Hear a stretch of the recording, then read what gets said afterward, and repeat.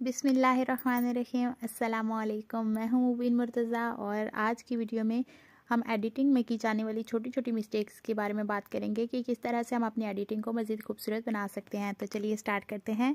मेरे पास pixel app plus है, अगर आपके पास सिंपल पिक्सेल ऐप है तो आप वो भी यूज़ कर सकती हैं।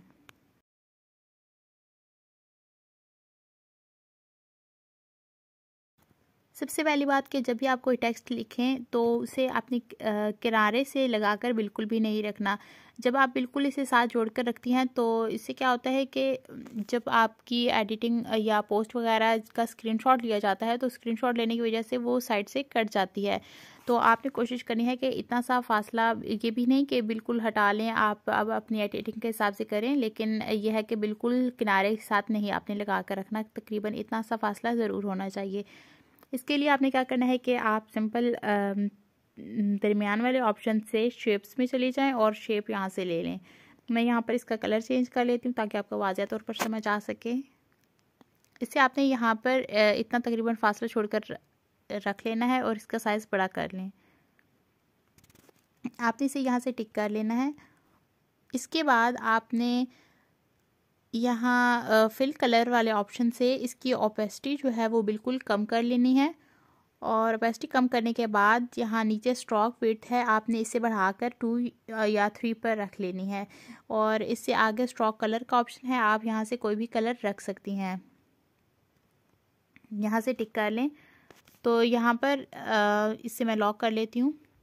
तो इसका फ़ायदा ये होगा कि आप जब भी कोई टेक्स्ट वगैरह लिखेंगे या जो भी एडिटिंग करेंगी वो इसके अंदर अंदर करेंगी और इस तरह से आपका एक बॉर्डर सा बन जाएगा जो कि देखने में भी खूबसूरत लगेगा और आपका जो टेक्स्ट होगा वो भी इससे बाहर नहीं जाएगा। आप इसका साइज़ और कम करना चाहें तो वो भी कर सकती हैं। बताने का मकसद सिर्फ यही है कि आप अपने टेक्स्ट को बिल्कुल साथ किनारे के साथ मत रखा करें, थोड़ा सा फासले पर रखा करें।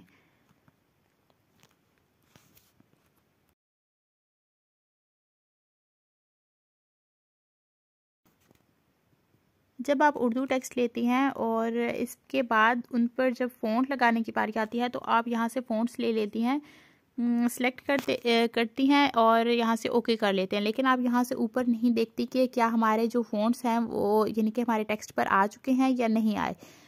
तो आपने यहाँ ऊपर देखना है कि आपका टेक्स्ट जो है वो चेंज हुआ है या नहीं हुआ।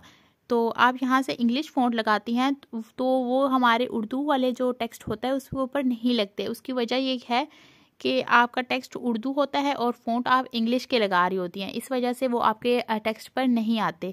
आपने क्या करना है कि यहाँ से पढ़ लिया करें कि आपके फ़ॉन्ट जो हैं वो उर्दू हैं या इंग्लिश हैं। जैसे ये अरबिक फ़ॉन्ट है, जैसे मैं ये करती हूँ ये हमारे टेक्स्ट के ऊपर आ चुके हैं। इसके बाद जैसे ये इंग्लिश फ़ॉन्ट है हमारे पास, तो जैसे मैं इस पर टैप कर देती हूँ तो ये देखिए हमारे टेक्स्ट पर बिल्कुल भी फ़ॉन्ट नहीं आए, इस वजह से क्योंकि हमारा टेक्स्ट जो है वो उर्दू है और हम जो फ़ॉन्ट लगा रहे हैं वो इंग्लिश फ़ॉन्ट्स हैं। अब जैसे ये हमारे पास टेक्स्ट है, अब मैं माय फ़ॉन्ट्स में जाकर, ये मेरे पास उर्दू फ़ॉन्ट है, मैं जैसे ये इसके ऊपर लगाती हूँ तो देख सकते हैं हमारे टेक्स्ट पर फ़ॉन्ट्स आ चुके हैं। तो आपने इस बात का ध्यान रखना है कि आपका टेक्स्ट उर्दू है तो आपने उसके ऊपर उर्दू फ़ॉन्ट्स लगाने हैं और अगर टेक्स्ट इंग्लिश है तो आपने उसके ऊपर इंग्लिश फ़ॉन्ट्स लगाने हैं। इसी तरह अगर आप अरबिक में कुछ लिखना चाहती हैं तो आपने अरबिक कीबोर्ड से टाइप करना है और उसके बाद अरबी जो आपके पास यहाँ पर फ़ॉन्ट्स मिलते हैं आप वो लगाएं तो वो आपके बिल्कुल अच्छे से लग जाएंगे। तो आपने इस बात का ध्यान रखना है।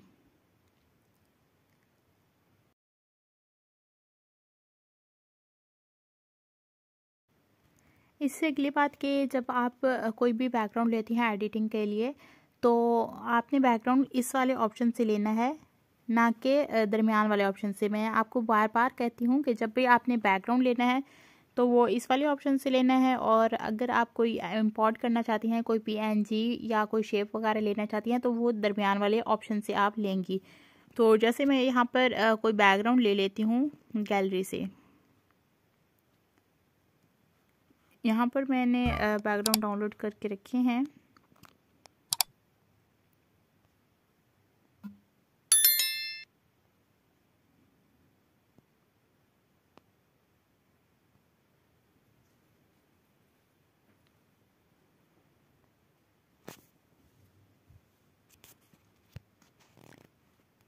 जैसे कि ये मैं बैकग्राउंड अपने गैलरी से लेकर आ चुकी हूँ पिक्सेल ऐप में। और अब हमारे बैकग्राउंड का कलर डार्क है और यहाँ देख सकते हैं कि हमारे टेक्स्ट का कलर भी डार्क है, तो ये इसके ऊपर इतना खूबसूरत नहीं लग रहा है, इसलिए क्योंकि ये डार्क हमारा बैकग्राउंड है और टेक्स्ट का कलर भी डार्क है। तो अगर हम यहाँ से टेक्स्ट का कलर वाइट कर लें तो ये हमारा खूबसूरत लगेगा। यहाँ से मैं वाइट कर लूँ तो ये इसके ऊपर खूबसूरत लगेगा। इसके अलावा आप वाइट भी कर सकते हैं, क्योंकि यहाँ पर हमारे पास सफ़ेद कलर भी नज़र आ रहा है और ये भी कलर नज़र आ रहा है। यहाँ पर अगर आप इसके ऊपर कोई और कलर लेना चाहें तो किस तरह से ले सकती हैं। आपने यहाँ पर कलर वाले ऑप्शन पर आना है और यहाँ प्लस वाले साइन पर जाना है। प्लस पर जैसे ही जाएंगी तो यहाँ पर आपको एक कलर पिकर का ऑप्शन नज़र आ रहा है। यहाँ से आपने कलर पिक कर लेना है जो भी आप लेना चाहें। इसमें देख सकते हैं कि आपको 2 से 3 कलर नज़र आ रहे हैं। आप लाइट लेना चाहें, आप ये वाला कलर लेना चाहें, या आप उससे थोड़ा सा डार्क कलर लेना चाहें, आप इनमें से कोई कलर भी ले सकती हैं। तो मैं ये यहाँ से ये कलर ले लेती हूँ, या ये ले लें आप, जो भी आपको अच्छा लगे। यहाँ से ओके कर लेंगे और ये हमारे पास कलर आ गया है। अब हमने अगर इसमें कुछ भी एडिट करना है, यानी कि कुछ भी टेक्स्ट लिखना है, तो हम इस कलर का लिख सकते हैं। ये हमारा यहाँ पर खूबसूरत लगेगा। और इसी तरह अब यहाँ पर ऊपर हम अगर कोई भी टॉपिक वगैरह लिखना चाहें तो हम इस कलर का, यानी कि डार्क कलर का लिख सकते हैं, वो हमारा यहाँ पर खूबसूरत लगेगा।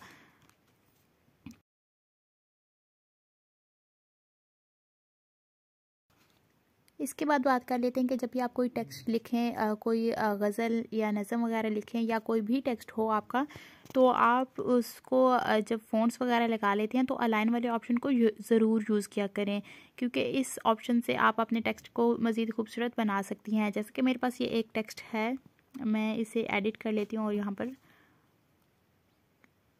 मैं पेस्ट कर लेती हूँ।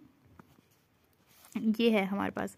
अब मैं इसका साइज़ थोड़ा सा कम कर लेती हूँ और ये देख सकती हैं। अब आपके पास जो भी टेक्स्ट हो आप उसे यहाँ अलाइन वाले ऑप्शन से,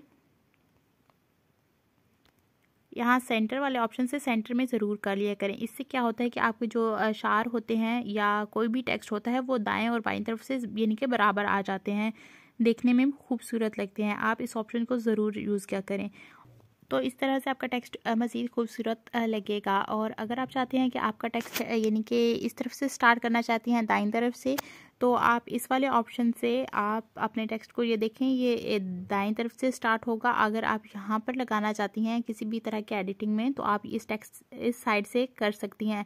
और अगर आप सेंटर में करना चाहें जिस तरह से ये मैं कर रही हूँ, तो इसे सेंटर वाले ऑप्शन से हम अपने टेक्स्ट को यानी कि दाएं बाएं से बराबर कर सकते हैं और हमारा टेक्स्ट मज़ीद खूबसूरत लग सकता है। आप यहाँ पर जो भी लिखना चाहें वो लिख सकती हैं। और मैं यहाँ पर पेस्ट कर लेती हूँ। अब मेरे पास ये टेक्स्ट है, अब मैंने इसके ऊपर फ़ॉन्ट लगाने हैं। तो जब हम फ़ॉन्ट्स वाले ऑप्शन से फ़ॉन्ट लगाते हैं तो यहाँ पर कुछ अरबी फ़ॉन्ट हैं वो हमारे टेक्स्ट पर लग रहे हैं, लेकिन कुछ फ़ॉन्ट्स ऐसे हैं जो कि अरबी हैं, वो हमारे टेक्स्ट पर नहीं आ रहे ठीक से। जैसा कि मैं आपको दिखा देती हूँ। अब हम ये फ़ॉन्ट ले लेते हैं, ये देख लीजिए, ये हमारे फ़ॉन्ट इसके ऊपर देख लें, ये इस तरह से नज़र आ रहे हैं। ऐसा क्यों है ये मैं आपको बता देती हूँ। अब मैं इसे कॉपी कर लेती हूँ और कॉपी करने के बाद मैं इसे एडिट वाले ऑप्शन से एडिट कर लेती हूँ। अब ये हमने उर्दू कीबोर्ड से लिखा हुआ था जो कि अभी मैंने हटाया है। अब मैं यहाँ पर अरबी कीबोर्ड पर लिख लेती हूँ यही टेक्स्ट बिल्कुल। और ये देखें, ये मैंने अरबी कीबोर्ड से लिखा है और यहाँ से हम ओके कर लेते हैं। और ये वही फ़ॉन्ट हैं जो कि हमने पहले लगाए हैं। और ये यहाँ से मुझसे गलती हो गई, यहाँ पर अब ये देख सकती हैं कि ये एक ही फ़ॉन्ट है यहाँ पर जो आपको नज़र आ रहे हैं। मैं आपको साइज़ कम करके दिखा देती हूँ। और दूसरे फ़ॉन्ट ये दोनों एक ही फ़ॉन्ट हैं, लेकिन फ़र्क क्या है कि इस वाले टेक्स्ट पे हमने उर्दू वाले कीबोर्ड से लिखा, यानी कि उर्दू में टाइप किया, और यहाँ पर हमने अरबी कीबोर्ड से टाइप किया।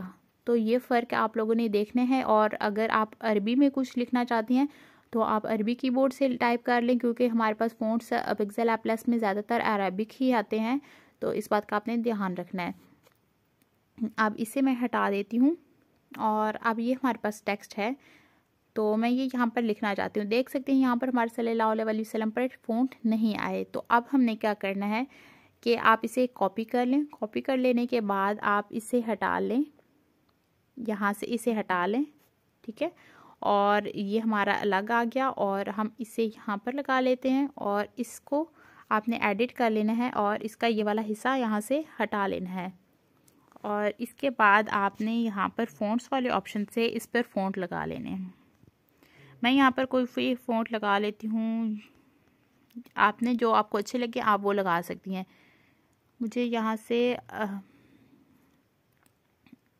ये फ़ॉन्ट, या आप यहाँ पर जब भी फ़ॉन्ट लगाएं तो यहाँ ऊपर देखा करें कि हमारे फ़ॉन्ट्स कैसे लग रहे हैं। आप मैं ये फ़ॉन्ट भी है मेरे पास, और चले मैं ये लगा लेती हूँ। इसे हम ओके कर लेंगे और ओके करने के बाद आपने इसे एडजस्ट कर लेना है।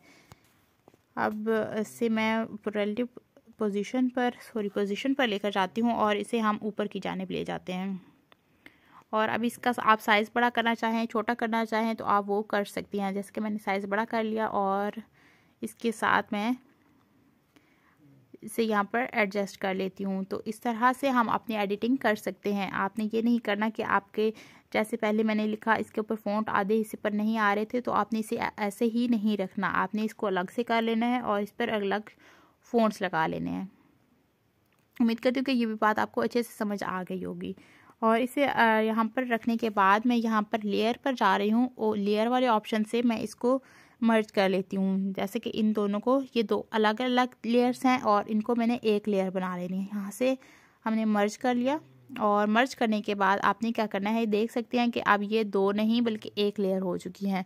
अब सेंटर वाले ऑप्शन से मैंने रिलेटिव पोजीशन पर गई और इससे मैंने दाएं और बाएं जानिब से दरमियान में कर लिया। इससे क्या हुआ कि हमारा यहाँ से और यहाँ से फासला दोनों का बराबर आ चुका है, ठीक है। ये भी बात आपने अच्छे से याद रखनी है और समझ लेनी है ताकि आप ऐसी गलती दोबारा ना करें।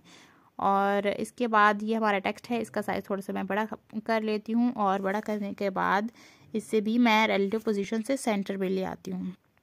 अब ये हमारी खूबसूरत सी पोस्ट बनकर तैयार हो चुकी है।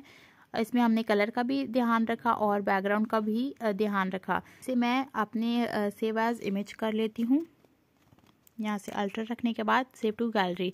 आप एक बात का ध्यान रखा करें कि जब तक आपका एक प्रोजेक्ट जो है वो फाइनल नहीं हो जाता, आप ऐसा किया करें कि अगर यानी कि सेव एज इमेज आपने ना किया हो तो यहाँ पर सेव एज प्रोजेक्ट लाजमी कर लिया करें। यहाँ पर अपने प्रोजेक्ट का नेम लिख लिया करें जो भी आप लिखना चाहें और इसे यहाँ से ओके कर लिया करें। इस तरह से आप अपना प्रोजेक्ट सेव कर सकेंगे और फिर जब भी आपने दोबारा एडिट करना होगा तो माय प्रोजेक्ट से आप कर सकती हैं।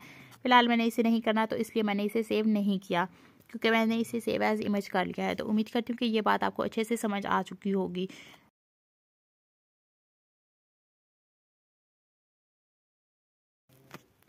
इसके बाद आपने जिस बात का ख्याल रखना है वो ये कि आप जब भी इंपोर्ट करें, गैलरी से कुछ भी इंपोर्ट करें, बाज़ औक़ात ऐसा होता है कि आप कुछ इंपोर्ट कर लेती हैं और उसका बैकग्राउंड पीछे से यानी कि वाइट और ग्रे कलर के बॉक्सेस नज़र आते हैं। तो आपने उसके लिए क्या करना है कि जैसे कि मैं यहाँ से ले रही हूँ और जैसे कि मैं इसे इंपोर्ट कर चुकी हूँ और यहाँ पर आपको लिखा हुआ नज़र आ रहा है, मैं आपको जूम करके दिखा देती हूँ। ये देख लें, इसमें यहाँ पर PNG ट्री नज़र आ रहा है और ये देख सकती हैं यहाँ पर ये सब नज़र आ रहा है। इस पर आपने क्या करना है कि हमें यहाँ पर पिक्सेल लैब में भी ऑप्शन नज़र आता है। यहाँ पर मैं आपको दिखा देती हूँ ये इरेज कलर का। और इसके अलावा अगर आपको कलर इरेज करना हो तो आप remove.bg से भी कर सकती हैं। और इसके अलावा एक एप्लीकेशन भी है बैकग्राउंड रिमूव करने के लिए, तो आप वहाँ से भी इरेज कर सकती हैं।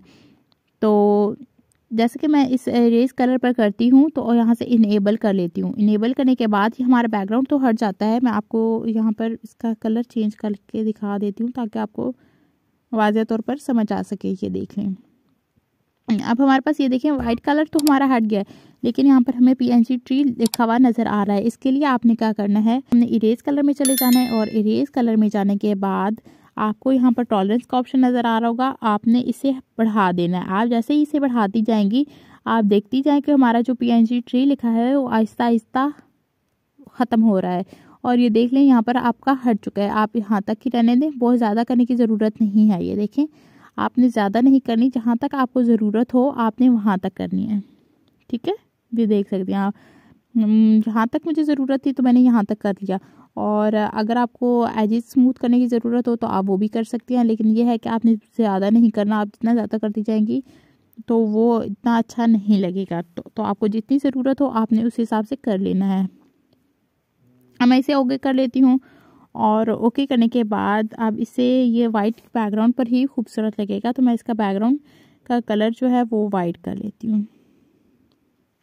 और ये देख सकते हैं आप, हमारा जो पीछे PNG ट्री लिखा हुआ था वो बिल्कुल हट गया है। और अब आप इस पर कुछ भी एडिट कर सकती हैं। तो उम्मीद करती हूँ कि आपको ये भी बात अच्छे से समझ आ गई होगी। आपने इरेज कलर वाले ऑप्शन को ज़रूर यूज़ करना है और टॉलरेंस को तो बिल्कुल भी आपने नहीं भूलना। तो ये थी चंद बातें जो कि मैंने ज़रूरी समझा कि मैं आपके साथ शेयर करूं, ताकि आप अपनी एडिटिंग को कर सकें मज़ीद खूबसूरत और परफेक्ट। अगर आपको मेरी वीडियो पसंद आई हो तो वीडियो को लाइक कर दीजिए, चैनल पर न्यू है तो चैनल को सब्सक्राइब कर दीजिए और बेल आइकन को प्रेस करना बिल्कुल भी मत भूलिएगा, क्योंकि इससे मेरी नई आने वाली वीडियोस की अपडेट आप तक पहुंचती रहेंगी। तो मिलते हैं नई वीडियो के साथ, तब तक अपना बहुत सारा रखिएगा ख्याल और मुझे दुआओं में याद रखिएगा। अल्लाह हाफिज़।